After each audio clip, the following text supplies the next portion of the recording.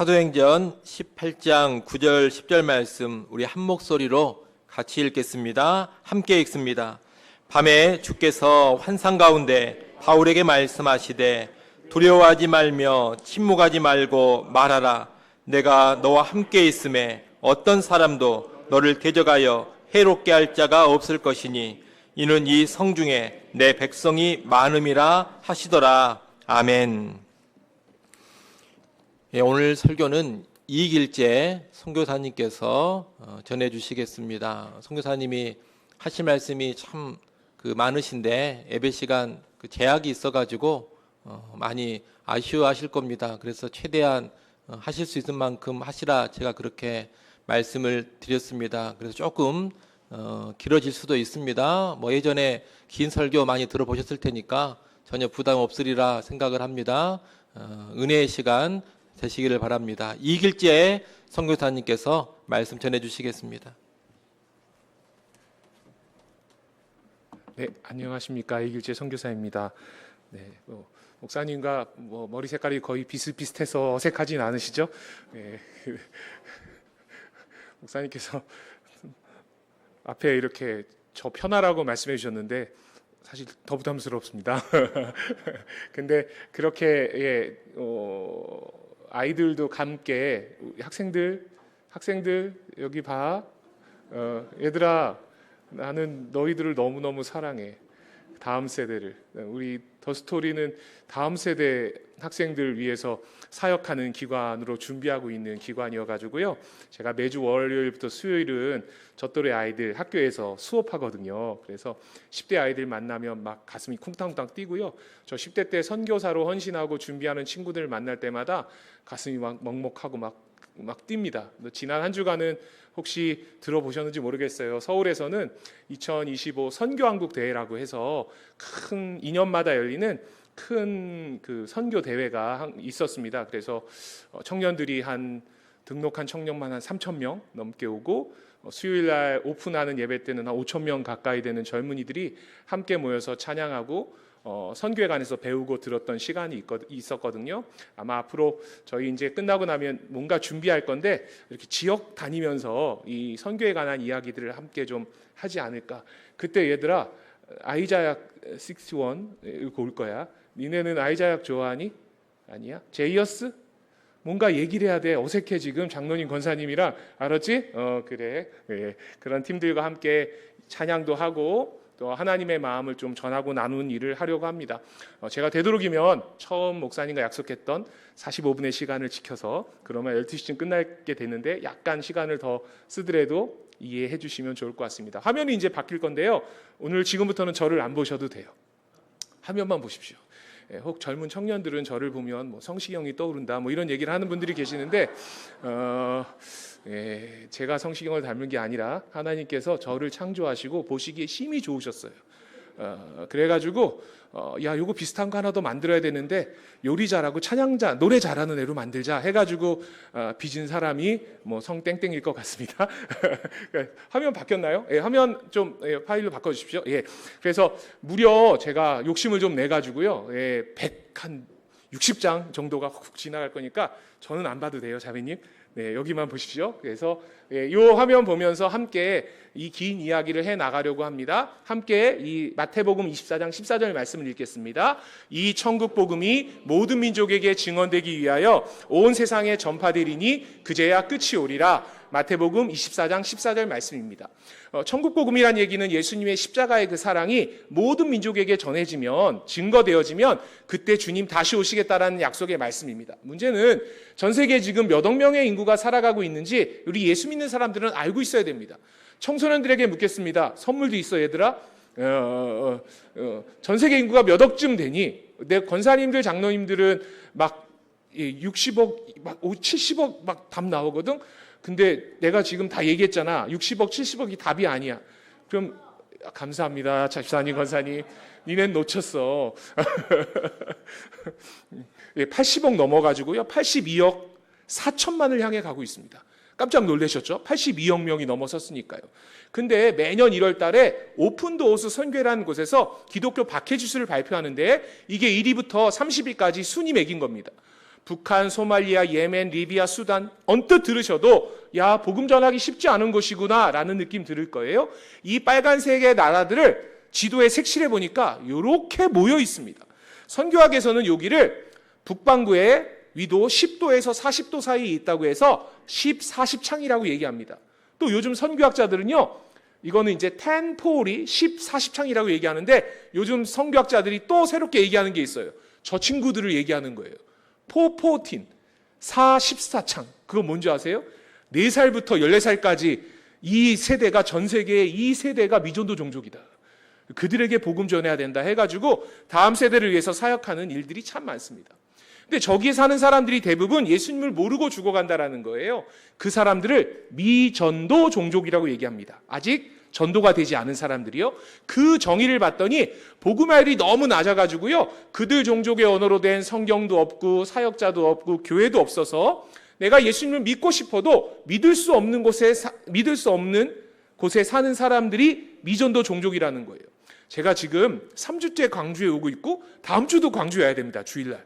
근데 제가 지난주에 여기서 한정거장 더 가면 증심사인가요? 맞죠?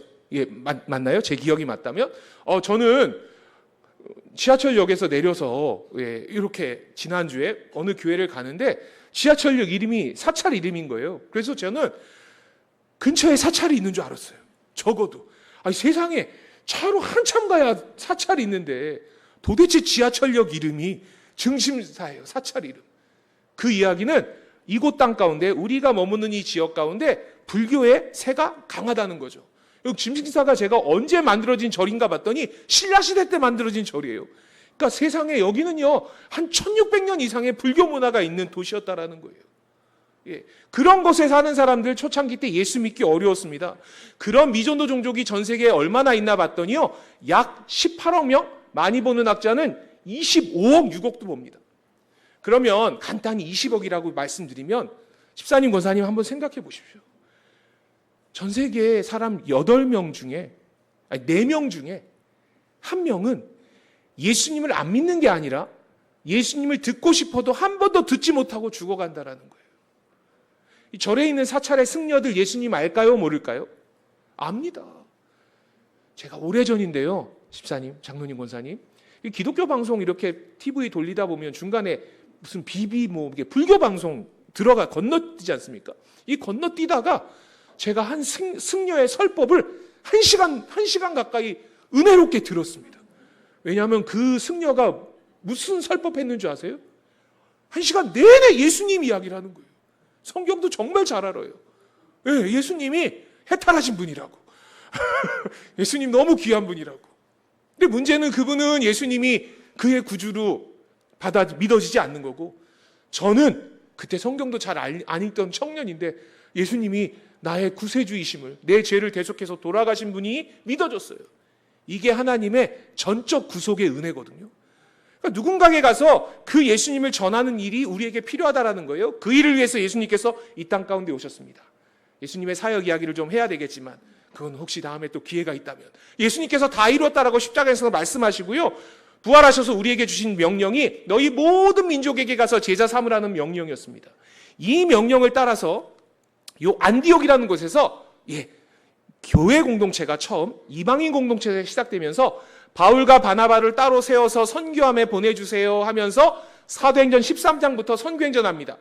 그래서 바울과 바나바를 따로 세워서 교회가 기도하며 금식함으로 보냈던 거예요. 구브로 거쳐서 비시디아, 안디옥, 루스드라, 더베 거쳐서 돌아온 게 1차 선교행전. 다녀와가지고요, 예루살렘에 가가지고 이렇게 바울이 이야기합니다. 내가 이방인에게 가봤는데 그들에게도 성령님이 함께 하십니다. 우리 유대인들만 예수 믿으면 되는 게 아니라 이방인들에게도 복음 전해야 됩니다. 저 절에 있는 사람들 기분 나빠. 알아서 살아. 저러다 어디 가겠지. 이게 아니라 그들에게, 탕자와 같은 그들에게 예수 그리스도를 전하는 일이 우리에게 주신 사명이라는 거예요. 예수 믿는 사람이 하나님의 자녀가 아니라는 겁니다. 예수 믿는 사람도 하나님의 자녀예요. 탕자의 그 고백 아시죠? 탕자의 이야기. 첫째 아들도 하나님의 자녀, 늘 하나님과 예배했던 사람.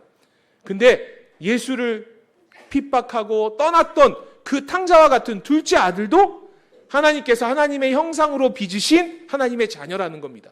그들도 하나님을 당신을 예배하는 것을 꿈꾸시는 게 하나님께서 하시는 선교의 이야기입니다. 그러니까 바울이요 갔다 와서 나 이방인에게 또 가야지 해가지고 2차 선교행전 갑니다. 저 아시아를 둘러보고 처음 갔던 곳을 둘러보려고 했는데 여기 드로아라는 곳에 있었을 때 꿈에 마게도냐 사람이 나타나가지고 건너와 좀 우리에게도 복음을 전해주세요 라는 이야기합니다. 그래서 바울이 드로아에 있다가 거기서 배 타고 건너가는 겁니다. 예, 그래서 네아폴리 저쪽으로 건너가는 거죠. 그래서 이제 바울 입장에서는 저 자리가 드로아잖아요. 그러니까 마게도냐 사람이 꿈에 나타나가지고 들어와. 그래서 드로아에서 들어가는 거예요. 예, 신학교 공부할 때 이렇게 외웁니다. 외울 지명이 너무 많으니까 바울이 어디서 머리를 깎지 않습니까? 그거 어딘지 아세요? 다 외우실걸요? 머리를 깡그리 깎았어요. 그래서 갱그리 이렇게 해서 외우셔야 됩니다. 그냥 바울이 넘어갑니다. 그래서 빌립보에 가가지고요, 교회가 없는 곳에 바울은 의도적으로 갑니다. 빌립보 교회 개척합니다. 데살로니가, 베레아, 아테네, 이때 당시에 바울을 죽이려고 쫓아다니는 특공대가 있었어요. 나 저 바울 가만 안 놔둔다. 아주 강한 유대이즘, 유대 사상이 강했던 사람들이요, 바울을 해코지 하려고 쫓아다녔습니다. 오늘 우리가 성경에 읽은 본문이 고린도에 있었을 때 이야기인데, 고린도에서 참 이상한 일이 발생합니다. 오늘 읽은 성경 구절은 제가 선교지에 있을 때 크게 감동받았던 성경 구절이에요, 개인적으로. 왜냐하면 바울 선교사님 정말 대단한 분이잖아요. 목숨을 내어놓고라도 복음 전하기로 작정했던 분입니다. 근데 사도행전 18장 9절에서 이상한 일이 발생합니다. 밤에 주께서, 성령 하나님께서 말씀하셨대요. 바울아, 너 두려워하지 말고 침묵하지 말고 말해야 돼. 그럼 바울이 역으로요? 청소년, 바울이 지금 두려워했어, 안 두려워했어? 두려워했어. 고마워. 얘기해줘. 고개 끄덕여서 고마워. 우리 조금 소통하고 있는 거지? 얘들아, 오늘 수능 기출 문제가 몇 문제 나와.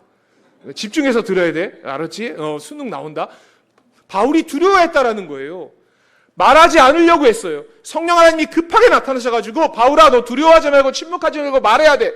내가 너와 함께 할 거야. 어떤 사람도 너를 대적하여 해롭게 하지 못하게 할 거니까 너 이 성 중에서 남아서 복음을 전하라는 거예요. 그 이유가 뭐냐면 이 고린도 성 안에 하나님의 백성이 많다라는 겁니다.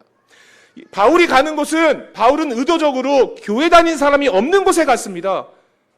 당시 고린도 성도 마찬가지죠. 물론 흩어진 디아스포라가 있긴 했지만 대부분 예수님을 믿지 않는 사람들이었어요. 근데 하나님께서 이렇게 말씀하세요. 이 성 중에 내 백성이 많다라고요. 하나님의 관점에서 하나님을 예배하지 않는 이들도 누구의 형상으로 지음받은 사람들입니까? 하나님 당신의 형상으로. 그들이 예배받기 원한다는 거예요. 그래서 바울이요, 에베소 두란노 서원에서 2년 말고는요, 여기서 고린도에서 무려 1년 6개월간 머물러 있는 아주 귀한 도시가 됩니다. 이유는 뭐냐면 이 성 중에 내 백성이 많다라는 겁니다. 이 광주 땅 가운데 아직 하나님을 모르는 하나님의 자녀들이 많이 있습니다. 교회의 교회됨의 중요한 원리 가운데 하나는 우리 안에서 아름다운 교회 공동체를 이뤄가고 서로 물건을 통용하는 데 그치는 것이 아니라 그 사건 이후에 제자들은요, 우리가 이 일의 증인이라고, 성령님이 임하시면 너희가 권능받아서 예루살렘과 온 유대와 사마리아 땅끝까지 이르러 내 증인되라는 이 약속의 말씀은 예수님이 떠나시기 전에 제자들에게 주셨던 대위임 명령 주시면서 주셨던 말씀이에요. 제자들이 안 떠나니까 8장 1절에 보면 박해를 줘서 흩으십니다. 그러니까 우리가 복음 전하는 일, 전도하는 일, 선교하는 일은요, 해야 되는 일입니다. 하나님께서 좋은 말로 하실 때 하셔야지, 안 하면 된통 맞고 해야 됩니다. 그 명령을 우리에게 주셨던 거예요. 그러니까 이 고대 근동에서 시작됐던 십자가의 복음이 모든 민족 가운데 전해지는 게 세계 사회의 역사이기도 하고 세계 선교의 역사인데, 그러다가 우리나라에도 복음이 들어오는 거예요. 하나님의 백성을 찾아서 떠났던 이들이 어떻게 우리나라 광주 땅까지 오는지 그 긴 이야기를 40분 동안에 하려니까 이렇게 빨리 하고 있습니다. 용서하십시오. 우리나라의 복음의 뿌리를 보려고 합니다. 예수님께서 모든 민족으로 가라라고 말씀하셨을 때 우리나라에 사람이 살고 있었습니다.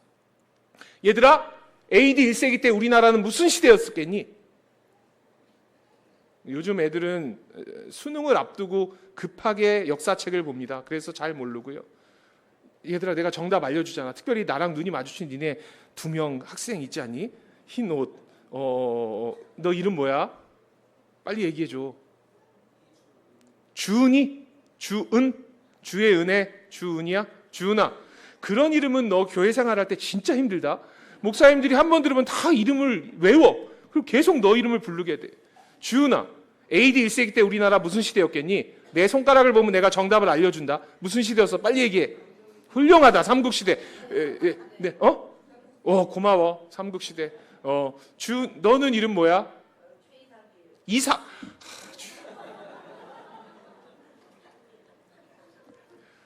이삭아, 순종하자. 네, 고맙다. 네.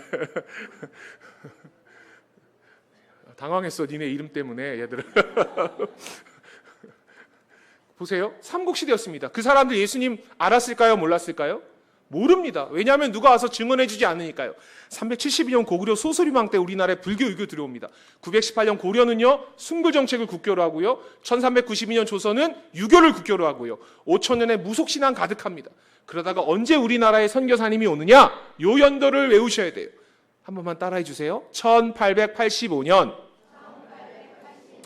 이때 알고 계신 언더우드, 아펜젤러 이런 분이 우리나라에 오는 겁니다. 지금부터 정확히 140년 전이에요. 제가 다른 연도는 다 보여드릴 거거든요. 근데 이 연도는 외우셔야 된다고요. 주은아 몇 년이라고? 야, 너 똑바로 안 해 지금?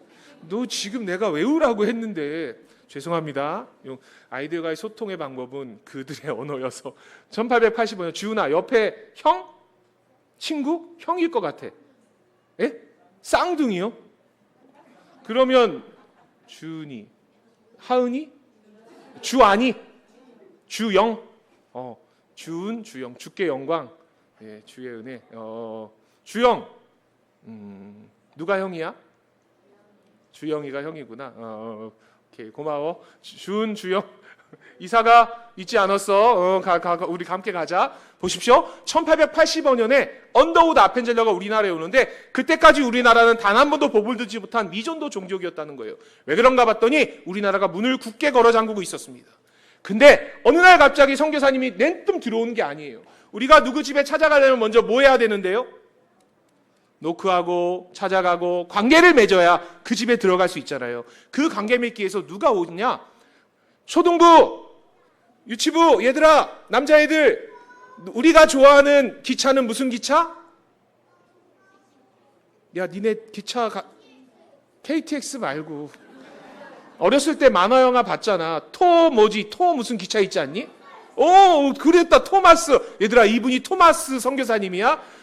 토마스 고마워. 네, 이 토마스 선교사님이 중국에 있다가 1865년에 우리나라에 오려고 해요. 아까 외운 연도보다 몇 년 전이죠? 20년 전이에요. 쫓겨납니다. 세국 정책이니까. 그 다음에 우리나라에 다시 들어올 때 이분이 본국에 편지를 썼는데 이렇게 쓰셨어요. 한 번만 읽어주세요. 시작.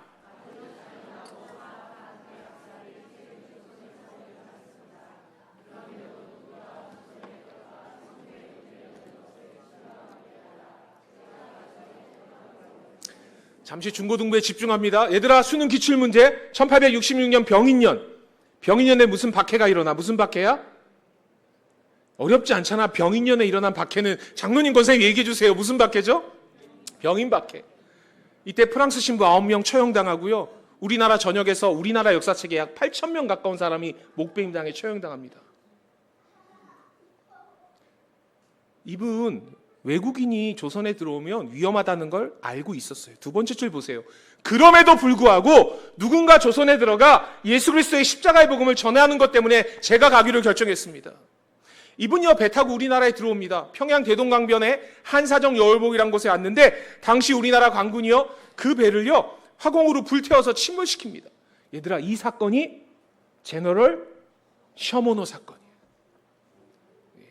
이때 탔던 배가요, 아이들 수능에 경련으로 나오는 내용입니다. 보기가 됐던 문제가 됐던. 왜요? 우리나라가 외세 침략을 물리쳤다고요, 미국을. 그래서 있는 거예요. 근데 그 배의 통역관이 토마스 선교사님이었고 배가 침몰하니까 헤엄쳐 나왔는데 저 칼을 들고 있는 박충건이라는 분이 그 자리에서 27살이었던 토마스 선교사 목을 베웁니다. 토마스 선교사님은 27살 나이에 순교자가 됐어요. 그렇게. 이분을 파송한 영국 웨일즈의 하노버 교회를 제가 가봤습니다. 얘들아, 이거 내가 가서 찍은 사진이야. 예. 우리 영광교회 정도 되니까 아이들이 이렇게 믿어주죠. 제가 중고등부 집회 가면 제가 찍었다 그러면 중고등부에는 어떻게 하는지 아십니까? 이 스마트폰 꺼내서 검색합니다. 웨일즈 하노버 교회 저거 사진 나오기만 해봐라. 그런 거죠. 그래서 아이들 때문에 어쩔 수 없이 이런 사진을 남겨놓습니다. 제가 갔다 왔다. 자랑하려는 게 아니라. 아이들이 또 상처를 주죠. 근데 저 사람이 누구냐? 네, 제가 머리가 검을 때의 모습입니다. 근데요, 제가 갔다 온 걸 말씀드리려고 하는 게 아니라 저 무덤이 토마스 선생님 아버님 무덤인데 아버지는 1884년에 소천되세요. 아들을 19년 먼저 떠나보낸 거예요. 부모님들이 가장 마음 아픈 건 내 자녀를 먼저 떠나보내는 겁니다. 근데 이 아버님이 더 마음이 아팠던 건 아까 토마스 선교사님이 본국에다 편지 보냈지 않습니까? 조선이 너무 위험한데 그래도 내가 들어가 복음 전해야 됩니다. 그 편지를 받았던 이 교회 담임 목사님이 아버지였어요. 아들을 선교지에 축복함에 보냈는데 얼마 안 있다 아들의 순교 소식을 듣게 되는 겁니다. 저 같으면 한동안 조선이 싫을 것 같아요. 근데 그 주간에 바로 소식을 듣는 주간에 성도들에게 이야기합니다. 우리 아들 토마스 선교사가 조선에서 순교했답니다. 우리 교회가 조선 땅을 위해서 기도합시다. 이 교회가 지금도 간절히 기도해요. 선교의 시작은요, 기도함으로부터 시작됩니다. 그 기도의 응답으로요, 중국에 있었던 이 존 로스라는 선교사님이 우리나라에 들어오려고 하는데 쇄국 정책으로 못 들어오니까 이분이요, 우리나라랑 중국이랑 무역하던 고려문이라는 곳에 찾아옵니다. 제가 5월 말에, 그리고 5월 말에 갔고 석주 전에, 2주 전이네요. 2주 전에 청년부들 나주 어디로 가세요? 나주 어디? 혁신도시 쪽으로 가세요? 더 안에 공산으로 들어가세요? 수련회? 제가 나주 공산에 있는 아주 시골, 나주 공산이 가보시면 엄청 시골입니다.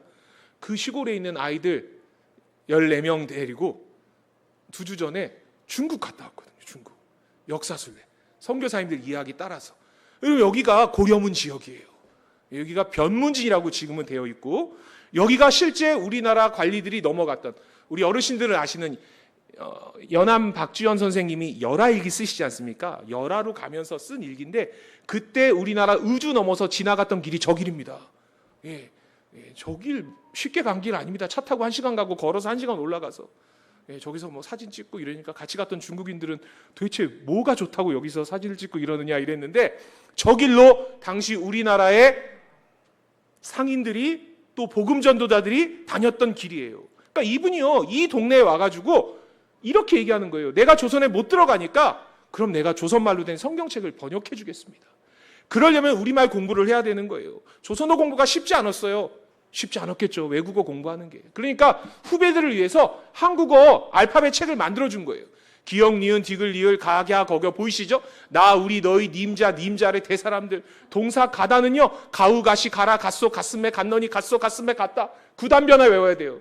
니네 go, went, go 외우면서 신경질 내지 마. 이분은 9단 변화 외웠어. 근데 뭐 전라도에 계신 우리 어르신들도 젊은 애들은 안 그렇지만 어르신은 여전히 구수한 전라도 사투리 쓰시잖아요. 우리나라 말을 배우려면 이분이 수도권에 와서 배우셨어야 되는데 평안도 의주 상인들한테 우리말을 배우셔가지고 지금 평안도 사투리를 우리말을 배우셨어요. 문장 배운 거 들어보세요. 너를 믿디 못하겠다. 어떻게 왔음매? 걸어왔음매? 몇 니끼니나 갔매? 85리 갔매? 그랬더니 내래 다리 아파가디 못하겠다. 뭐 이런 식으로 우리말 배우셨어요. 근데 놀라운 건 이렇게 평안도 사투리를 우리말 배우셨는데 우리말 배운 지 10년 만에 마태복음부터 요한계시록까지 신약성경을 다 번역합니다. 여러분, 이 평안도 사투리 된 성경책을 어떤 분이 읽고 은혜 받겠습니까? 평안도 분들이요. 첫 번째 번역한 복음이 누가복음 쪽복음이거든요. 이게 실제 번역한 누가복음이고 사진, 영인본이라고 사진 찍어서 한 건데 평안도 사투리 된 내용이 평안도 사투리 돼 있습니다. 누가복음 10장에 보면 예수님께서 제자들을 이렇게 보내시면서 야, 내가 너희들을 너희 어린 양들을 이리떼 가운데 보내는 것 같다라고 말씀하시거든요. 평안도 사투리로 어린 양은 뭐라고 번역했겠습니까? 빨리 말씀해 주셔야 돼요. 괜찮습니다. 지금은 욕하셔도 돼요. 양새끼라고 번역해놨습니다. 북한에 뭐 이 종갓나시 이런 거 있지 않습니까? 양새끼라고 번역해놨습니다. 근데 이 평안도 사투리 된 이 성경책 어느 지역 사람들이 읽고 예수 믿게 은혜 받겠습니까? 평안도 분들이요. 하나님의 말씀에는 우리의 심령거스 영혼을 쪼개는 힘이 있으니까 이 쪽복음 읽다가 평안도 분들이 예수 믿게 되는 거예요. 그러니까 그분들이 기도해요. 하나님, 이 닫혀진 조선의 문 열어주세요. 그럼 우리가 들어가서 복음 전하겠습니다. 간절히 기도하니까요, 이 닫혀진 문이 진짜 열립니다. 보십시오. 10대들 이거 봐봐. 열렸지? 이거 엄청난 기술입니다. 슬로 비디오도 되거든요. 열렸습니다. 1882년이요. 아까 제가 외워주세요 한 연도보다 몇 년 전이죠? 3년 전에요. 이때 우리나라랑 미국이랑 친구 맺습니다. 친구 맺습니다. 예, 조미소 통상조약이라는 걸 맺죠. 그 기도의 응답으로 그 다음에 우리나라 관리들이 미국 갑니다. 수능 기출 문제야. 오늘 이 연도만 잘 외워놔도 니네 한두 문제 맞힌다. 갔던 분을 어르신들은 견미단, 견미사절단이라고 학교 다닐 때 배우셨고, 요즘 친구들은 보빙사라고 배웁니다. 이분들요, 미국 가가지고요, 열차 타고 워싱턴 가서 미국 대통령 만나거든요. 한 일주일간 열차 타고 가는 거예요. 10일 정도. 열차 안에서 수많은 미국인들이 우리나라 관리들 보고 웃기 시작했어요. 왜냐하면 미국 대통령 만나러 가는데 이 모습 이대로 가십니다. 문제는 미국 사람들이 이상했던 건, 미국 사람들은 실내에 들어가면 외투랑 모자를 어떻게 하는 게 예의입니까? 벗는 게 예의잖아요.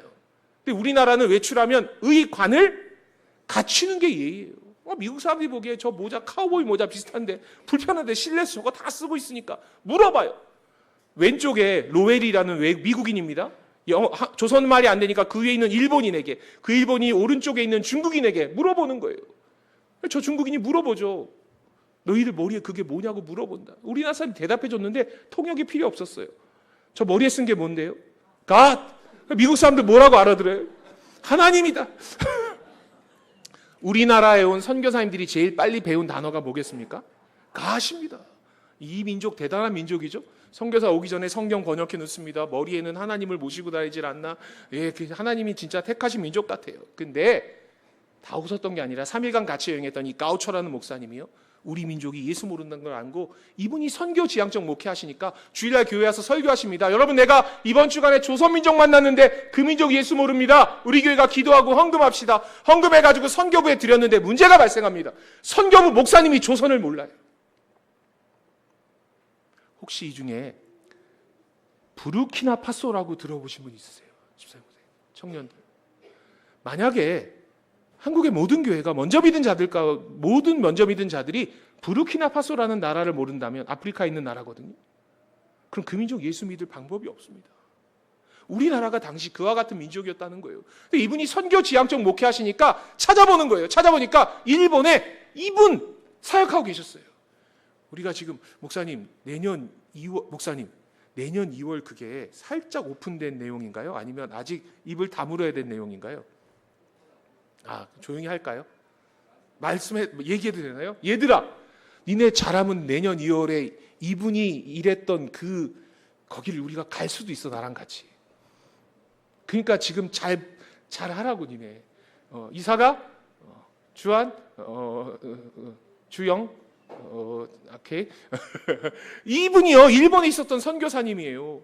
이분에게 편지했어요. 선교사님, 조선 정보 좀 알아다 주세요. 이분이 1884년 6월 달에 우리 장로님 권사님이 더 잘 아시는 김옥균 씨의 도움을 받고 우리나라에 들어옵니다. 고종이금 만났어요. 2가지 윤허를 받아내요. 의사랑 언어 선생님 보내달라고. 그러니까 그 정보를 먼저 믿은 크리스찬들에게 주는 겁니다. 그 정보를 들었던 분들이요, 기도하기 시작했어요. 조선에 선교사가 해야 됩니다. 조선을 위해서. 그리고 내게 있는 재물들, 우리 아까 그 기도 해주셨는데 재물들을 흘려보내기 시작했어요. 바울과 바나바를 따로 세워서 선교지 보낼 때 사도행전 13장에 보면 교회가 기도하며 금식함으로라고 되어 있거든요.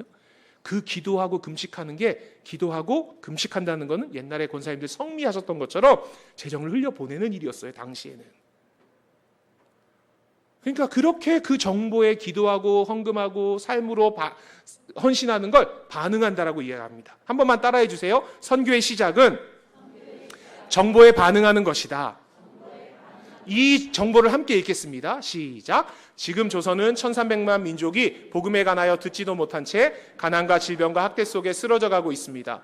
그 나라가 드디어 작년에 문호를 열었습니다. 주님은 여러분 중에 누군가 조선 민족을 위해서 선교사로 갈 것을 부르고 계십니다. 그 정보에 반응해서 수많은 젊은이들이 이 땅 가운데 찾아오기 시작합니다. 아무것도 모르고 왔어요. 딱 하나, 하나님을 모르는 백성들이 거기 살아가고 있다라는 거예요. 1300만의 민족이 예수님 모르고 죽어간다라는 겁니다.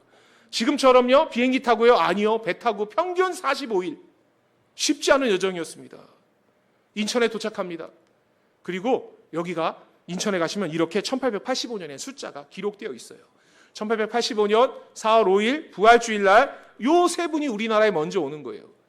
언더우드와 아펜젤러 부부예요. 우리는 우리 장로교회 시작이 되는 언더우드 선교사님을 잠깐 보려고 합니다. 언더우드는 원래 인도로 가기로 했던 분이었어요. 인도 선교 다 준비했는데 아까 마게도냐 사람이 바울에게 나타났던 것처럼 꿈의 환상 가운데 언더우드에게도 하나님께서 이렇게 말씀하세요. 언더우드야, 조선은 한 사람도 없어. 조선을 어떻게 하면 좋겠니? 이 말을 듣고 언더우드 조선으로 가기로 결정합니다. 문제는 인도로 함께 하기로 했던 사랑하는 여자친구였어요. 갑자기 조선에 간다니까 여자친구가 물어봐요. 언더우드, 조선은 뭘 먹고 살아요? 우리 청년들 계시지 않습니까? 예, 이제 자매들이랑 교제하고 이럴 때 자매들이 이런 거 물어볼 때 긴장해야 됩니다. 대답 잘못하면 큰일 나거든요. 오래 갑니다. 언더우드는 근데 용감한 남자였어요. 여자친구가 조선은 뭘 먹고 살아요? 그랬더니요, 가차없이 이렇게 얘기해요. 나 몰라요. 이러면 거기 병원은 있어요. 그랬더니 나 그것도 몰라요. 그럼 도대체 뭘 알고 갑니까? 언더우드가 아까 함께 읽었던 그 정보를 알고 있었어요. 내가 조선에서 아는 게 하나도 없는데 그 땅에 1,000만 명이 넘는 사람이 예수 모르고 죽어간다는 소식은 내가 들어서 압니다. 그래서 나 조선에 갈 거예요. 언더우드 그 여인과 헤어지고 우리나라에 옵니다. 선교하는 것 때문에요. 복음 전하는 일 때문에요. 서울에 와서 사역합니다. 언더우드 선교사님 눈에 비쳤던 것은 고아들이었어요. 고아들 데려다가 학교합니다. 어느 날 한 양반집 자제가 아버지가 역적으로 유배 가고 어머니가 화병으로 돌아가시고 이 아이가 버려져요. 언더우드가 총각 때 이 아이를 양자 삼습니다. 입양해서 키웁니다. 그리고 이렇게 멋지게 성장합니다. 장로님, 권사님은 들어보셨을 위인입니다. 청소년들은 여러분 역사책에 이 사진이 있어. 얘들아, 본 사람이 있어? 이게 1919년 1월 달에 프랑스 파리 강화회 때 우리나라 대표들이 갔던 거예요. 3.1 만세운동 바로 전에. 그때 우리나라 대표가 아까 언더우드 양자였던 이분입니다. 왜냐하면 이분이 당시 우리나라에서 영어를 제일 잘했대요. 그럴 수밖에 없겠죠? 언더우드 선교사님이랑 둘이 살았는데요. 영어 잘합니다. 이분이 우사 김규식 박사님입니다. 그리고요, 이 학교 출신 중에 이런 말 한 분도 있어요. 이분이 누군가 궁금해가지고요, 제가 이분의 여정을 찾아갔습니다. 저는 선교사님들의 이야기를 찾아서 어디든 갑니다. 여기는요, 멕시코 과달라라라는 곳이에요. 이곳에 갔더니 그분이 묵었던 호텔이래요. 10대 애들이 안 믿어서 또 어쩔 수 없이 찍어놓은 겁니다. 오해하지 마십시오. 이게 어딘가 봤더니요, 이게 도산 안창훈 선생님이 머물렀던, 이분도 그 언더우드 학당 출신이었습니다. 이렇게 수많은 믿음의 젊은이들이요, 선교사님을 통해서 복음이 들어오게 되니까 그 복음, 예수 그리스도의 그 사랑이 그 다음 세대 가운데 그들의 마음, 영혼 가운데 꽂히니까, 심겨지니까요, 그들이 이 민족의 지도자로 세워지게 됩니다. 그리고 교회가 세워집니다. 세문안교회가 이렇게 컸다가 지금 이렇게 세워져 있습니다. 언더우드 선교사님 우리나라에 와서 결혼하셔서요, 지금 양화지라는 곳에 오시면 우리 광주 양림동의 양림동산처럼 선교사 묘역 가운데 4대가 묻혀 계시고요, 4대 손대는 피터 언더우드 선교사님 지금 한국에 살고 계십니다. 올해 70세 되셨거든요. 네, 한국에서 나고 자라셨던 거죠. 근데요, 문제는 우리나라 전역이요, 아직 복음이 전해지지 않은 거예요. 서울에만 선교사가 있으면 안 되잖아요. 땅끝까지 가라고 했으니 이 안에서도 전역 가운데 가야 되는 거예요. 저 따뜻한 남쪽은요, 호주 선교사님들이 부산 경남 하세요. 이 호남 지역은요, 미국 남장로교가 합시다. 저 추운 쪽 위쪽은요, 카나다 선교부가 합시다. 언더우드 선교사님이 안식년에 미국에 가서 이렇게 얘기했어요. 서울, 평양, 부산, 거기에 선교사님 몇 분 말고는 아직 조선 다른 지역에 선교사가 없습니다. 누군가 가야 됩니다. 그러면서 그분이 얘기했던 지역이 이 호남 지역이었습니다. 그리고 광주를 품게 되는 거죠. 그 정보를 듣고 이 7분의 선교사님이 나를 보내달라고 얘기하는데, 문제는 아까 언더우드는 미국 북장로교였다면 미국 남장로교 선교부도 우리는 아직 조선에 선교사 보낼 계획이 없습니다. 안 보내겠다는 거예요. 돈도 없고 재정도 없고. 언더우드 선교사님이요, 아니 어떻게 재정이 없어 선교사를 못 보냅니까? 자기 선교원금을 다 드리는데 뭐 택도 없습니다. 7분 보내는 데는. 언더우드 선교사님 형님이 있었어요. 형님이 사업가였거든요. 이 존 토마스 언더우드가 자기의 사업 자본금을 다 들여서 이 7분이 우리나라에 들어옵니다. 언어 훈련하고 현지 적응 훈련하고요. 그리고 이분들이요, 호남 지역의 첫 번째 선교 기지로 품었던 곳이 전주였습니다. 이게요, 1930년대 전주 사진입니다. 저 아래 다 사람이고요. 이 전주 땅 가운데서요, 처음부터 뭐 의리의리한 건물 아니었습니다. 이 초가집이 첫 교회입니다. 전주에. 이 교회가 이렇게 되는 거예요. 전주 서문교회. 저게 주일학교 학생들 사진입니다. 그리고 전주 지역에서 학교가 시작됩니다. 이게 최초의 여학교 건물이었어요. 버려진 여자아이들 데려다가 학교하는 거죠. 이 학교가 성장해가지고요, 이 학교 여학생들이 소풍 갈 때 선교사님이 사진 찍어 놓으셨는데 이렇게 소풍 갑니다. 이게 전주의 지금의 기전 여자학교고요. 이 전킨 선교사님이 돌아가셔서 전킨 선교사님을 기념하자 해서 전주 여학교가 기전이 됩니다. 근데 문제는 이 7분 중에 의료 선교사가 없었어요. 서울에는 재중원도 있고요, 병원도 생기고 그렇게 하는데, 그러니까 또 정보를 줬어요. 누가 와야 된다고요?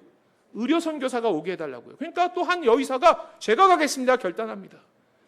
이 여의사가 미국에서 파송받는 그날 주일날 파송 예배 드릴 때 이렇게 고백합니다. 지난 5년 동안 오늘 저녁을 고대하며 기다렸어요. 오늘 우리들의 작별은 달콤한 슬픔입니다. 예, 왜냐하면 교회가 처음 선교사로 이분을 준비하면서 기도했거든요. 교회의 큰 축복이라는 거예요. 근데 이 잉골드라는 선교사님의 마지막 인사가 이거였어요. 함께 읽겠습니다. 시작. 저는 이 땅에서 다시 여러분을 못 볼지도 모릅니다. 그러나 정의로운 다른 세상에서 여러분 모두를 만나기를 원합니다. 알고 있었어요. 내가 못 올 수도 있다라는 거. 그 정도로 당시의 선교가 만만치 않았습니다. 근데 예수님의 십자가의 복음을 알았기 때문에 천국 소망이 있으니까 우리가 저 땅 가운데서 다시 만날 수 있다라는 거. 와서 이게 첫 병원이었습니다. 전주에. 그리고 다니면서 왕진합니다. 여의사가 오니 얼마나 여성들이 많이 왔겠습니까? 이 병원이요, 지금도 전주에 있습니다. 그리고 병원이 저렇게 멋지게 세워졌어요. 이 병원 이름은요, 프레스베테리안 메디컬 센터예요. 지금도요. 근데 프레스베테리안 메디컬 센터가 장로교 의료 센터인데 이 프레스베테리안이 발음이 쉽지 않습니다. 예, 한번 얘들아 진짜 미안해. 니네 자꾸만 한번 해보세요. 프레스베테리안. 이게요, 쉬운 발음이 아닙니다. 요즘 애들은 잘하는데, 그러니까 전주 사람들이 누가 아파요. 친구가 아파요. 야, 너 아프면 프레스베테리안 메디컬 센터 가라. 이게 발음이 안 돼. 야, 그냥 예수쟁이가 하는 병원 가. 그래서 그 병원이 예수 병원이 되는 겁니다. 아래도 보면 프레스베테리안 메디컬 센터라고 쓰여 있지 않습니까? 그리고 지금 병원은 이렇게 되어 있어요. 광주의 기독병원처럼. 전주가 안정이 됩니다. 그러니까요, 그 다음 전주의 전라도의 이름은 전주랑 나주가 합쳐서 된 거잖아요. 그러니까 나주로 가야 된다 해서 이진으로 왔던 분이 우리가 너무 잘 아는, 아마 오고 가면 들으셨을 유진배 선교사님이 나주로 갔는데, 세상에 나주, 최근에 제가 나주 계속 갔었거든요. 나주 향교 지금도 어마무시합니다. 예. 요즘은 안 계시지만 옛날에는 벌써 코로나 전 2000년대 초반에는 저희 나주랑 안동에 가면 가 쓰고 도포자락 휘달리는 어른들 정말 많으셨습니다. 예. 지금도 향교 가니까 계시긴 하더라고요. 예. 여러분, 그러니까 이곳에서 터를 잡았는데 나주 유생들이 가만 안 둡니다. 쫓겨납니다. 유진배 선교사님이. 그래서 목포에 가가지고 목포에 유달산 돌을 가지고 교회를 세우는 게 목포 양동교회가 되는 거고요. 거기에 학교를 세웁니다. 정명여학교가 지금도 있고요. 이거는 김영순이라는 졸업생이 헌금해서 지은 강당입니다. 학교에 강당이 없으니까요. 그리고요, 호남 지역이 전라도가 남도와 북도로 나눠진다는 얘기를 듣고 도청 서대지가 광주가 될 거라는 얘기를 듣고 목포가 안정이 되니까 이분이 광주로 오셨던 거예요. 그리고 유진배 선교사님이요, 이 자녀들과 함께 광주 양림동에 터를 잡습니다. 그리고 광주 지역 최초의 예배초소를 마련합니다. 그리고 그 예배초소가 있었던 자리가 지금 광주 사직도서관 자리입니다. 그리고 거기에 학교가 세워져요. 이게 숭일학교고요. 여학교가 세워집니다. 이게 수피학교고요. 병원 세워지죠. 이게 그레안병원이라고 됐다가 지금 광주 기독병원까지 되는 겁니다. 그러니까요, 이 호남 지역, 양림동 지역이 초창기에 선교사님들의 헌신과 수고가 가득한 곳입니다. 그러니까 우리나라가 옛날에, 지금 이름이 바뀌었는데 이 동네 이름을, 길을 뭐라고 지었나 보십시오. 호남신학대학교 앞에 길이 옛날에 서양 사람이 많이 다녔다고 해서 서양길이었습니다. 더 작은 길은 무슨 길이었는지 아세요? 놀랍지요? 선교길이요. 더 작은 길은요, 선교일길이요. 광주 이런 동네입니다, 여러분. 우리나라 전국 어느 곳보다 기독교 역사가 잘 보존되어 있는 곳이 광주 땅가운데입니다. 이곳에 두 번째로 그 다음 세대로 왔던 선교사님이 린튼이라는 선교사님이었어요. 이 린튼 선교사님은요, 대학교 졸업하자마자 미국 조지아 공대를 수석으로 졸업하고 우리나라에 왔던 교육 선교사였는데, 이분이요, 유진배 선교사님의 저 딸과 결혼합니다. 예, 어린 아이랑 결혼한 거 아니야 얘들아? 컸을 때 예, 결혼합니다. 그리고 저분이요, 여기서 멋지게 사역합니다. 전주 신흥학교 교장이기도 하셨고요. 그러면서 저분이 이 호남 지역 이쪽에도 이 중부권에도 대학을 하나 만들었으면 좋겠는데 전라도 땅에서 땅을 구하려고 하는데 이 전라도 유생들 이게 땅 구하는 게 쉽지 않아서 올라가다 보니까 그때 당시 옛날 지도를 보면 호남과 충청도의 경계에 큰 밭이 있었어요. 큰 밭, 그게 뭐죠? 한밭이요, 한밭. 거기다가 저분이 공학도니까 직접 제도하고 공사 감독해가지고 대학을 세웁니다. 그게 한남대학교예요. 원래 대학은 이게 옛날 저렇게 T자 모양으로 세워졌던 대학입니다.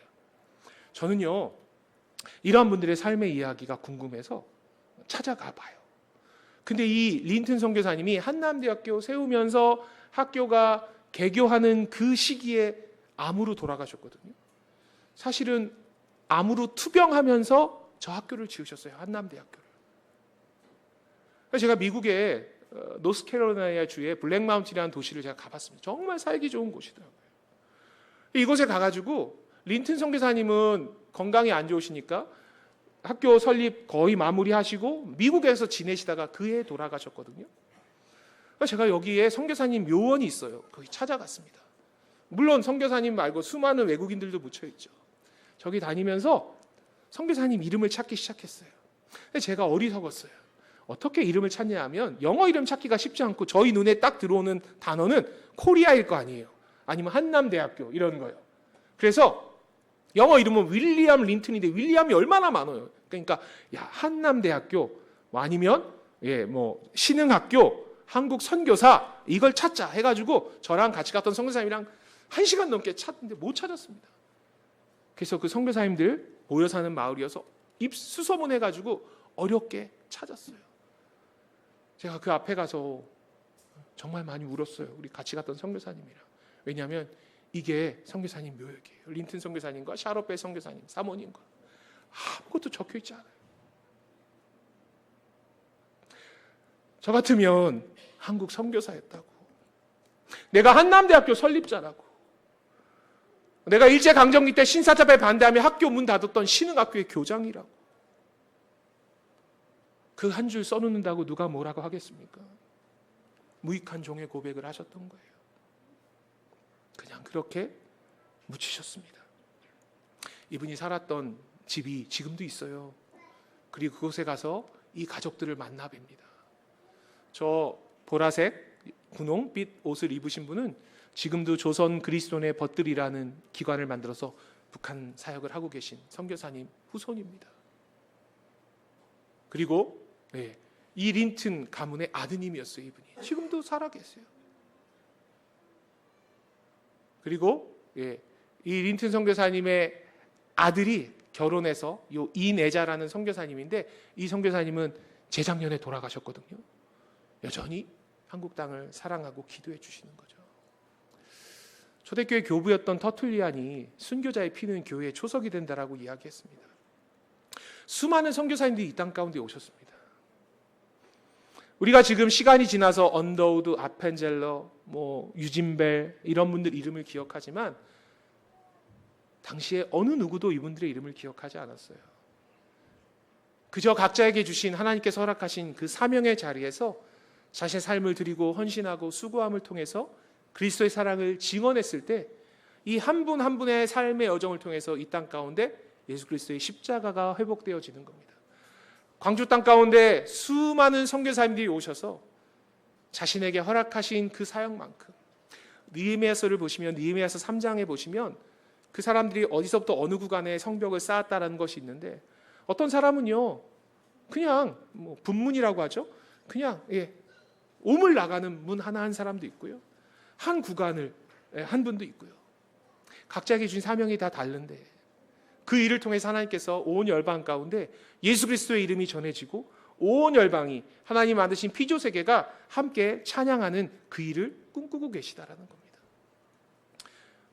한 교회가 올해 아마 이 지역에 전도하고 복음 전한 일 가운데 많이 기도하고 헌신하고 계신 줄 압니다.